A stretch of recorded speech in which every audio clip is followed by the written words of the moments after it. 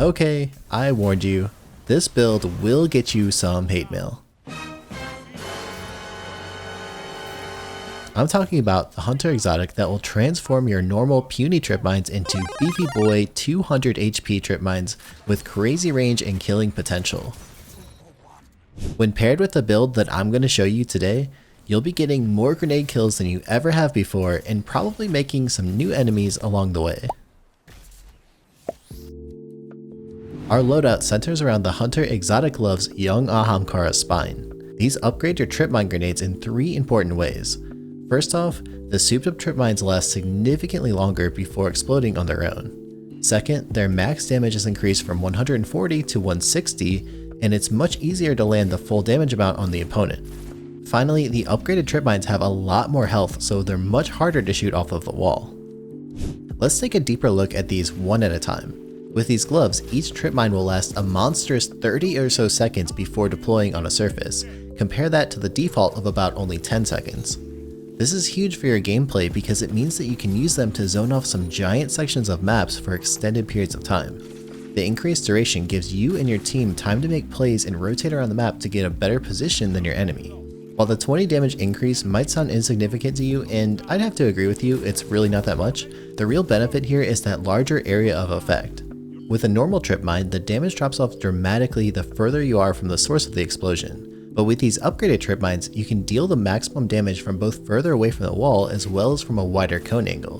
This means that you're going to be landing more consistent hits with the tripmines and also dealing significantly more damage to enemies, which is going to lead to some easy cleanup kills. And to top things off, these upgraded tripmines also have substantially more health. It requires about the same amount of damage as it does to kill a normal guardian just to destroy one after it's placed. This means that your enemy will have to choose if they want to invest that time into killing the tripmine or fighting you directly, which splits their attention and opens up a window of time for you to make a play. The young Ahamkara's spine also has an extra benefit where you can recharge a chunk of your grenade energy by dealing ability damage. This means that your throwing knives are going to be extremely helpful to take advantage of the synergy. While these exotic gloves clearly have a lot of benefits, there is one and really only one downside to running them, besides not using zombies of course. You can't snipe the tripmines out of the air, and also you can't really intercept enemy tripmines mid-air to kill them. Now if that kill didn't earn a sub, I really don't know what will. Anyhow, back on track.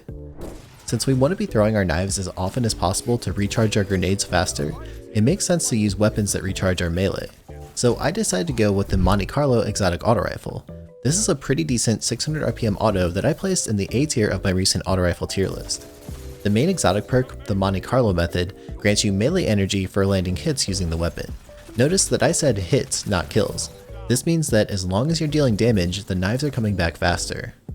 Kills with the Monte Carlo have a chance to completely recharge your melee energy, so sometimes you'll be able to throw your knife again immediately. Additionally, the Monte Carlo comes with an exotic version of the perk Swashbuckler called Markov Chain. This gives a stack of bonus damage for each weapon kill and immediately jumps to the maximum of 5 stacks when you get a melee kill.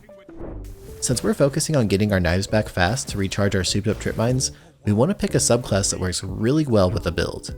I think you can make an argument for any of the gunslinger subclass options. Bottom tree weighted knives work really great with the Monte Carlo since you can instantly bump up to the maximum damage output after a throwing knife kill, and if you happen to land a headshot with the knife, you'll get your knife back instantly as well as earning some of that grenade energy back from the hit. Middle tree gunslinger can make sense here too because fanning the knives can get you hits on multiple targets. These knives also come with a lingering burn damage, which will delay your opponent's regeneration, but it will also return significantly more grenade energy than the other subclasses. Additionally, if you land a melee kill with these knives, you'll get the perk Playing with Fire, which will reduce your melee cooldown to roughly 15 seconds. But personally, I found the most success with this build while using the top tree gunslinger thanks to those proximity knives. These knives work almost like a tripmine themselves. You throw them on an object like a wall, and they have a fairly generous explosion where they'll deal up to 105 damage on detonation. This is great for our build because remember, we don't need to get kills with our knives to get our tripmines back, we just need to get hits. And the proximity hits are by far the easiest to land out of any of the knife options. Direct hits with the knife will only deal 15 or 19 damage for a body shot or headshot respectively. This is pretty insignificant compared to the actual explosion damage. However, the direct hit will also proc the young Ahamkara spine exotic 2 times, which gives you twice as much grenade energy. To round out the subclass choice, I would go with the strafe jump as it's the best hunter jump option in my opinion, and the gambler's dodge so that you can get your knives back faster just by dodging near an enemy. And of course, don't forget to actually select the tripmine as your grenade choice. I found many hidden gems with this build while testing it, and I want to share some of the more advanced tips with you. You may know this already, but let me just say that my actual favorite way to use this knife is in a wombo combo with the tripmines. If you throw the knife first and then the grenade second, it speeds up how fast you can throw them by cutting off the knife throw animation, which is otherwise pretty slow. A thing you might not know, however, is that you can also cancel the grenade throw animation. For this, you'll need to be able to execute the quick draw glitch for swapping weapons. In case you don't know how, I'll link a video by a friend of mine named Castle who made an in-depth video on the sprint cancel glitch. Anyways, if you use this to switch your weapons immediately after throwing your grenade, you'll cancel the throw animation. Pay close attention to the background footage. Notice how canceling the animation lets you launch the entire wombo combo significantly faster. First, the grenade cancels the knife animation, and then the weapon swap cancels the grenade animation. If you unleash both the grenade and the knife in the same spot, the damage stacks together and you're gonna earn so many free kills. Seriously, I can't even begin to tally up how many double and triple kills that I've earned with this combo. The damage output and speed that you can do this combo is just crazy. Since the knife will be doing part of the damage, you'll be proccing the young Ahamkara spine, already getting yourself much closer to your next grenade and your next combo. You'll also have the option of splitting up the grenade and the knife so you can zone off even more areas at the same time, but honestly most of the time I just stack them right on top of each other.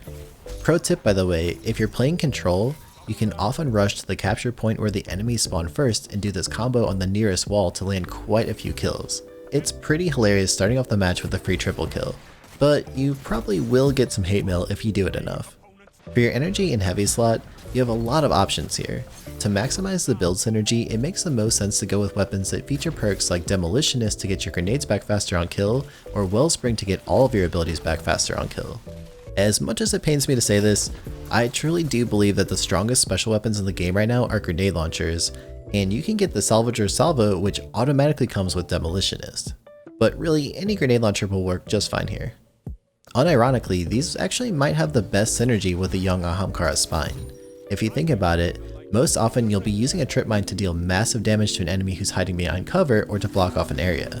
In most cases, your enemy will get tagged even when you can't actually see them. Here, the grenade launcher will often prove itself exceptionally useful since you can ricochet a grenade around a wall for 40 damage to finish off the kill. If you still don't like the idea of using a grenade launcher though, and I can't blame you for that, you can also go for a shotgun or a fusion rifle to cover your close ranges, or a sniper rifle for the longer plays. I found a lot of success with the new Nightfall sniper, the Uzumi? I don't know how to say that, please let me know, because I did get a roll with Snapshot and Demolitionist. The same deal goes for your heavy slot. Anything with Demolitionist or Wellspring can help you get those OP grenades back even faster. If you're not into auto rifles, I also had some success running this build with the exotic sidearm Traveler's Chosen. When you get kills with this weapon, you earn stacks of Gathering Light. Then you can hold the reload button to gain a huge chunk of energy back for your abilities, and the energy return grows based on the number of stacks that you consume. I'm not usually much of a sidearm guy, but I did enjoy this one, especially when pairing it with a sniper rifle, so I had all of my ranges covered. When it comes to your armor setup, I have a few recommendations to help you get the most out of this build. A mod which is very important to me personally is Fastball on my gloves. This mod is usually super helpful for getting those grenades to go exactly where you want as fast as possible.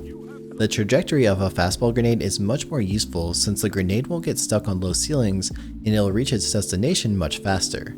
However, don't make the same mistake that I did. Young Ahamkara's spine inherently comes with fastball, so you'll be getting that smooth flight path even if you don't equip the mod. And if you're wondering, no, fastball doesn't seem to stack with these exotic gloves. My suggestion would be to run either Impact Induction, which will give you bonus grenade energy for landing melee hits, or Momentum Transfer, which is basically the exact opposite. Of course, you can also slot some reload mods for any of your weapons. Following the same idea, I chose to run double bomber mods on my class item, since these allow me to get a healthy chunk of grenade energy back just by using the dodge. The dodge cooldown is the shortest class ability cooldown in the game after all. That's why we have fire team. 3 minutes left. I'm also running a couple of mods to help with the performance of my weapons. Most importantly, I'm running double scavenger mods on my boots for my special weapon so that I can pick up 3 times as much ammo from a special brick.